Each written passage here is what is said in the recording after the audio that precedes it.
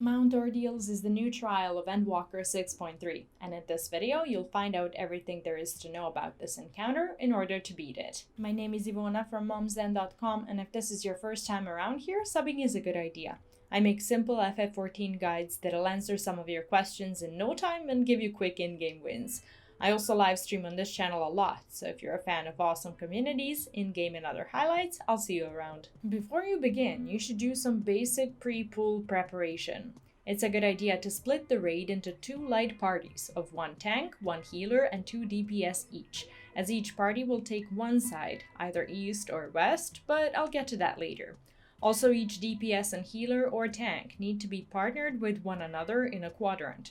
The easiest way to do this is by placing color-coded markers, so place A, B, C, D on the cardinals and 1, 2, 3, 4 on intercardinals.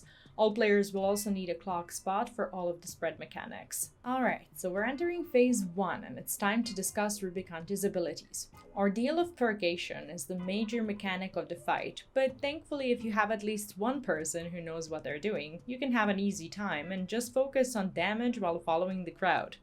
At certain points in the encounter, Rubicante will jump to the middle, face east, and summon 3 rings with lines in them. At the end of the cast bar, Rubicante will light a fuse through these lines that lead to runes that spawn on the outside of the arena, pretty much activating any rune that his fireball comes into contact with. At the same time, he will also root all of you in place, so you must find a safe spot before the cast bar ends. When it comes to the shape of the symbols at the end of the arena, they determine what the AoE is going to look like. A blue triangle indicates a conal AoE from that rune going across the arena, while an orange square indicates a large square AoE from that rune that covers the side the rune is on. So here's where the twist happens in the extreme version of this trial. Rubicante will spin rings in a direction indicated by arrows on the ring. This will rotate the fireball, the lines, and/or the rune on the specific ring, so you need to be able to predict how the platform is going to move. To solve where the safe spot is, you need to find the path the fireball from the middle will take. Any of the 3 rings can be rotated, which is always a 45 degrees in the indicated direction, and there can be 2 paths the fireball will take, so you must visualize the path the fireball is taking. The fireball will always start from the center, and the runes will be rotated if the outside ring is being rotated, so you need to pay attention to what's going on. He will perform this mechanic twice, every time the Ordeal of Purgation happens. The first time, it will have 1 fireball and be either a blue or orange rune. The second time, it will have 2 fireballs and always be 2 orange runes, leaving 2 pizza slices in the arena safe, so pay attention. There are other abilities that Rubicante demonstrates, and I'll go through them in order as they happen in the encounter. The fight consists of 3 main mechanic sets, with the ring mechanic between each one. Rubicante opens with a raid-wide magic damage called Inferno. Then he immediately goes into the first Ordeal of Purgation that I just explained. After both sets of Ordeal of Purgation are finished, Rubicante will cast Shattering Heat on the main tank, which is a tank buster that does relatively light damage. He will then cast Arch Inferno, and for that, the raid needs to split up into assigned light parties, with one party going east and the other going west. Basically, the mechanic consists of circle AoEs that rotate around the arena. You will start rotating along the outside of the arena with your party, as Rubicante will cast 2 of 3 mechanics. Fourfold Flame, where you have to stack with your healer, who will have the stack marker. Twinfold Flame, where you have to stack with your partner, who will have a blue circle around them. And Spike of Flame, where everyone must spread out with melee in the front and ranged in the back in order to not clip each other. Spike of Flame is basically a marker placed on all players that explodes in a circle AoE, dealing magic damage and giving you a short magic vulnerability up debuff, and that's no fun at all. You can't also be too close to the middle, as there will be a fiery tornado that will knock you back if you try. There's also Conflagration, which is a wide line AoE going through the middle of the arena, so be careful while trying to spread or stack in a limited space. Almost immediately after the AoEs disappear, Rubicante will start casting Radial Flagration, and for this you need to head to your clock spot based on true north to bait the conal AoE. Make sure to not overlap with anyone, as that will kill you and everyone else in the party. Rubicante will after this do another set of Ordeal of Purgation. There will be one set with blue runes only and 2 fireballs, and one set with orange runes only and 1 fireball. The blue set will have a safe spot in between 2 blue runes, and the orange set will have a safe spot in one of the pizza slices in the arena. After this is finished, the boss will transition into the adds phase, which is the beginning of phase 2. When it comes to the adds, there are a few different kinds that spawn at the same time, and we'll discuss them separately. One greater flame scent is spawned in the center that casts Ghastly Torch repeatedly, which deals moderate magic damage and inflicts a burn dot, and most groups prefer to kill that one first. One flame scent is spawned directly north of the greater add, which casts Ghastly Flame, large amounts of AoEs that appear on the floor. 2 flame scent adds are spawned northeast and northwest, which will spawn a tether that can be picked up, casting Shattering Heat that needs to be picked up by 1 tank each. It's the same tank buster as previously seen, and it can definitely hurt a non-tank if left unchecked. 2 flame scent adds are also spawned southeast and southwest. These will create a purple tether onto a player and cast Ghastly Wind, a conal AoE on them shortly after.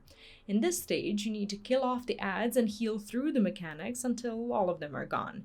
Tanks can stand directly in front of the add to immediately pick up the tethers, and DPS and healers should stand near the south side of the arena in case they get the purple tether. If Rubicante's power reaches 100, his ultimate will wipe the party, which admittedly I haven't seen in any groups, and it's not too hard to kill off the adds. As soon as all adds are dead, Rubicante will cast Blazing Rapture, his ultimate ability. This does massive magical damage and inflicts a burn dot on all players right before the cast bar finishes for a short duration, so you need to give it all you've got when it comes to healing and shielding before it pops off. The end of this stage marks the beginning of phase 3. In phase 3, Rubicante will discard his mantle and unleash his true power. Certain abilities are upgraded and new abilities are gained that we'll go over next. The phase begins with a few auto attacks before Rubicante takes off his mantle, revealing his true self.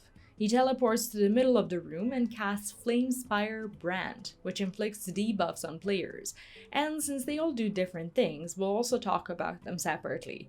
4 players in one role are inflicted with Blooming Welt, which deals proximity magic damage to all players when the debuff resolves. 1 player is inflicted with Furious Welt, which deals magic damage that must be shared when the debuff resolves. All players are inflicted with Stinging Welt, which deals magic damage in an AoE around them when the debuff resolves. So like I said, all players in one role will receive the Furious Welt Flare debuff. He will then cast Flame Rake, which is a spinning arrow underneath him. The arrow will either point to cardinals or intercardinals, and it indicates a set of expanding line AoEs in the direction pointed to, and it's fully random, so there's no way to cheese it or learn it, you simply have to pay attention. To solve this mechanic, first all players need to dodge the line AoEs in their quadrant indicated by the colored markers. If the arrows are pointing to cardinals, dodge the inner cardinals and vice versa. Next, the roll with the Furious Welt will rotate inside their quadrant, as the line AoEs will make it so that those players need to move into it. The roll without the flare debuff will move directly into the middle to share a stack marker and help them survive. Finally, the players on the outside need to move into the middle of the arena to dodge the final line AoEs, and all players need to spread out for the Stinging Welt's AoE. This can be achieved by the players who ran in, essentially running back out of the way they came. Alternatively, you can also head to your clock positions. Immediately after, the boss will cast Inferno, which is now an AoE around all players, which inflicts a dot and deals magic damage. What you need to do is stay spread in your clock positions and heal up, as this becomes an AoE on all players that inflicts a bleed dot. The next mechanic sequence happens right after all of this. Rubicante will cast either Scalding Signal or Scalding Ring. Signal is a point-blank AoE, so get out of the boss's hitbox, and Ring is a donut AoE, so you have to get inside the boss's hitbox. Once this happens, and regardless of whether there was a point-blank or a donut AoE, all players should be on their clock spot directly on the line of the arena, as the next mechanic will shoot a line AoE towards all players. This line AoE will repeat across the arena once more, so it is very important that all players are positioned correctly for it as it telegraphs.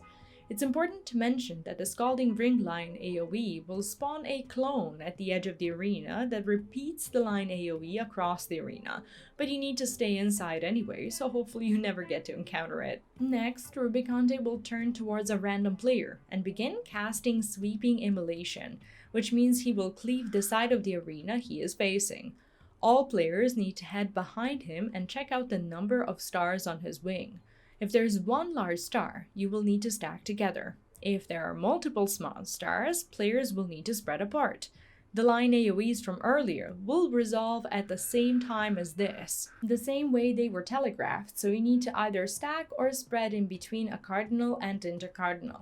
The stack and spread positioning will normally be predetermined by the macro you hopefully have in your group, so just remember your positioning and be ready to move. Afterwards, Rubicante will cast Dual Fire on the tanks, which is a tank buster with a baited cone AoE.